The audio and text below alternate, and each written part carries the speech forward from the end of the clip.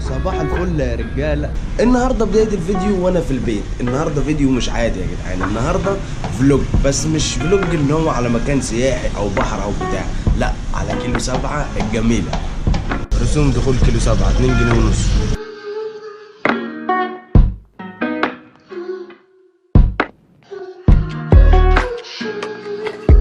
ليه كيلو 7؟ عشان كل الناس فاكره ان كيلو 7 دي كلها شمال. انا النهارده هوريكم ناس تمام وبس. احنا دلوقتي يا جدعان في قهوه ضيف. قهوه ضيف، معاك فلوس معاكش فلوس تشرب وعادي خالص. عندنا قهوه بقى زياده.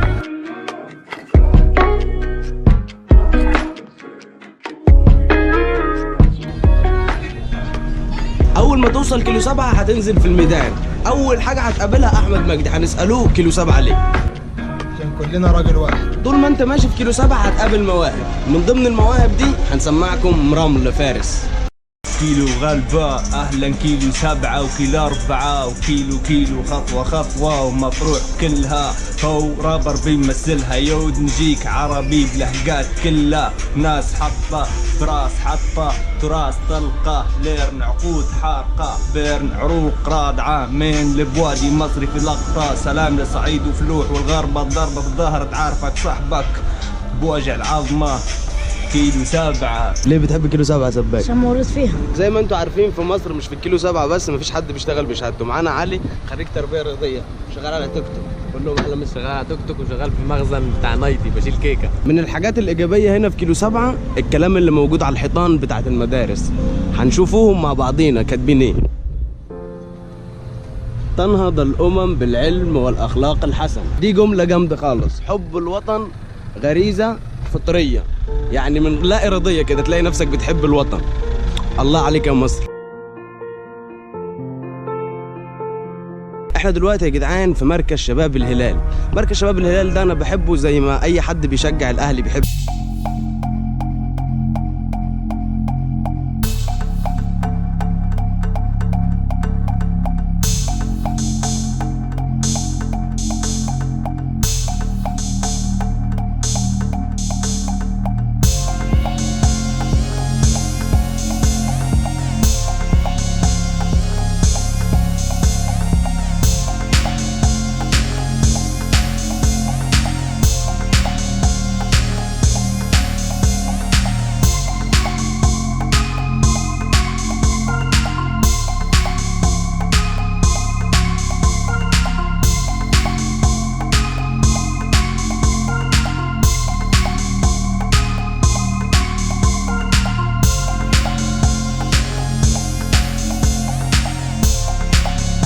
امكانيات على اعلى مستوى ومن غير رسوم دخول، والبيت بيتك يا جدعان. ومعانا واحد يا جدعان النهارده غني عن التعريف، بيطلع معايا في كل الفيديوهات. عايزين نساله ليه كيلو 7؟ ليه بتحب كيلو 7 عن باقي المناطق اللي انت قعدت فيها؟ الصراحة أنا اكتشفت إن الكيلو 7 بتشمل كل حياتي، ابتدائي إعدادي ثانوي، وأنا بحبها بالفطرة كده، يعني من غير أي حاجة ماليش إيد فيها، بحبها كده وخلاص. انت سافرت بلد تانية غير هنا؟ لا. ها؟ على آخري حنيشة. ماشي، إيه رأيك في مطروح بقى؟ مطروح أرض الكنانة، أرض الجمال، ونعم أبو اللي غلط في مطروح. أصلي أنا مش في استاد القاهرة يا جدعان، أنا في كيلو 7 في نادي الزهور. لك أن تتخيل المشهد ده في كيلو 7. الله. زي ما قلتوا ان الشباب صايع، هجيب لكم ان الشباب كله رياضي. كل كيلو 7 اطفال وشباب بتلعب كرة في النادي وقت العصريه. احنا في نادي الزهور دلوقتي، لازم نجيبه رمز من رموز نادي الزهور. دربني ودرب اخويا الكبير ولسه هيدرب ابني وما كبرش وزي ما هو. اهلا بكم في النادي، مكانكم وبيتكم. واحنا شبابنا هنا في الأكاديمية وفي نادي الزهور أكتر من 90 ناشئ وأكتر من 90 شاب، كلهم بيجوا بيتمرنوا بيمارسوا مهنة الرياضة. عملنا فرق كويسة، طلعنا أجيال كويسة، كسبنا مركز أول كتير أكتر من 7 سنين، ومن أكتر من 20 سنة وأنا بدرب كرة قدم، وطلعت أجيال كويسة من شادي صبري ضياء ومن صغرهم لغاية ما بقوا فريق أول ولغاية ما اتجوزوا وخلفوا، ولسه هنطلع أجيال تانية. ودي مهنتنا، إن احنا نبعد الشباب عن الأماكن اللي هي مش كويسة، ونحاول بقدر الإمكان يمارسوا الرياضة ويبقوا كويسين ويبقوا ملتزمين ويبقوا محترمين، ودول ولادنا وبنخاف عليهم ولازم نهتم بيهم. شكرا شكرا من دول. ربنا يجعله في ميزان حسناتك. خد اسمك ايه؟ انا اسمي سيف ناصر. جدع. اخو زياد ناصر. وانت؟ اسمي طيب ناصر. هتشوف على اليوتيوب يا طيب؟ وانت؟ عبد الرحمن محمد. احمد طارق. زي ما النادي الاهلي عنده قمح الدولي، نادي الزهور عنده نبيل الدولي برضه. انت صديق عندي في الفيسبوك. انا اتشرف بيك يا صاحبي. وانت اسمك ايه؟ اسمي بهاء الدين نور الدين. الله ينور على الجون لسه جايب. لا نور جميل. مين بيدربك؟ جون جميل.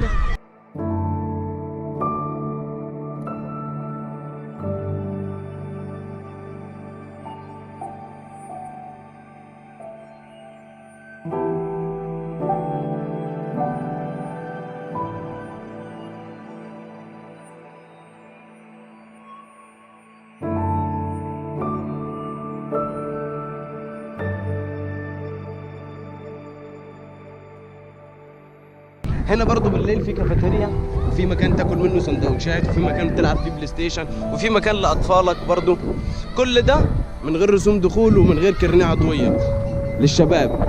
شكرا عيد شندي، شكرا نادي الزهور. في سمعه طلعت عن كيلو 7 وحشه، احنا بنحاول نغيرها.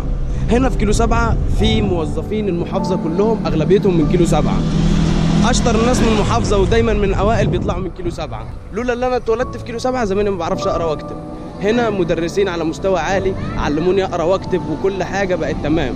هنا في لعيبه كوره، احسن لعيبه كوره في مطروح. هنا في تكاتك واجد وصدعت انا من زمان. مش بقول لك ان كيلو 7 كلها تمام وناس كلها بتصلي وعلامه الصلاه طالعه لهم. في ناس مش تمام بس اقليه، مش انك تجمع عشانهم البلد كلها، فاهم؟ في ناس مش تمام وبيحاولوا يبقوا تمام، بس انتوا لو تسيبوهم في حالهم هيبقوا 100 100. الشارع ده يا جدعان في طفوله عمرك ما تنساها. هنا ايجار العجل اللي انت لو اتاخرت تسيب شبشبك رهن. هنا الذكريات بتاعت خالتي فرنسا لو تعرفوها، هي فعلا خالتي فرنسا بس دلوقتي سلمت المكان لعم حولي. عم حولي اجيال ورا اجيال. الاخبار حبيبي عم حولي، اقدم واحد في الكيلو 7.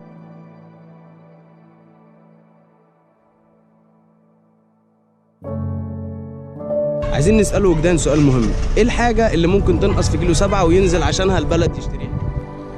هنا يا اسلام ما بتنقصنيش اي حاجه، كل احتياجاتي الشخصيه من اول للاخر بلاقيها.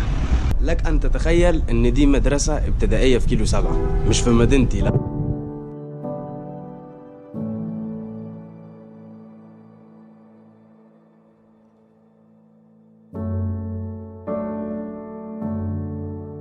مكان تحفة يا رجالة، مش مدرسة، حديقة، نادي اجتماعي.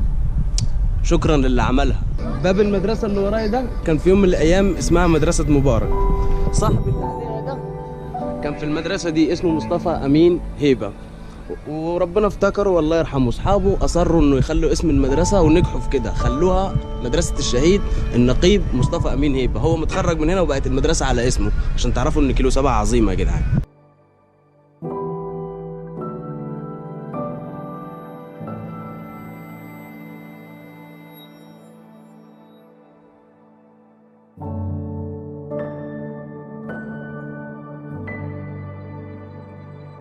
ايه وراك شغل؟ شغال؟ شغال. بتعمل ايه؟ بعمل شغل. بتسدك الكشك ده؟ لا بردم. بتردم؟ قديم؟ عم عبد الله من الناس اللي شقيانه طول عمرها. والله. يديله الصحه يا رب. اي عزال، اي رمله، عايز تشون اي حاجه كلم محمد عبد الله. ده اختار التعب السهل، خش على فاهم؟ من موجود بس هو مختار التعب. احنا دلوقتي هنتعامل مع شخصية مبيضة جميع عماير كيلو 7. مفيش بيت في كيلو 7 ما تعملوش نقاشة على ايد المعلم عمرو. عايزين نسألوه صباح الفل عن كيلو 7 بتمثل لك ايه يا صاحبي؟ لا كيلو 7 دي بص ده بلدي، وطن.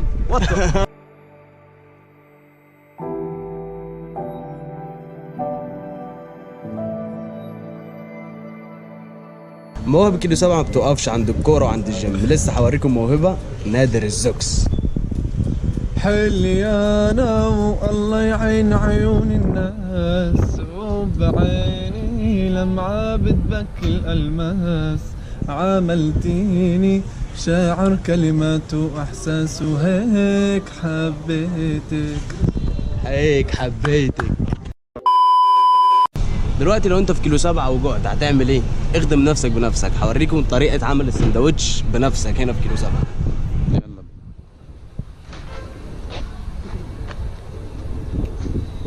السلام عليكم. عايزين نرمي رغيف يا اسطى. الرغيف اللي ارميه هو اللي اجيبه.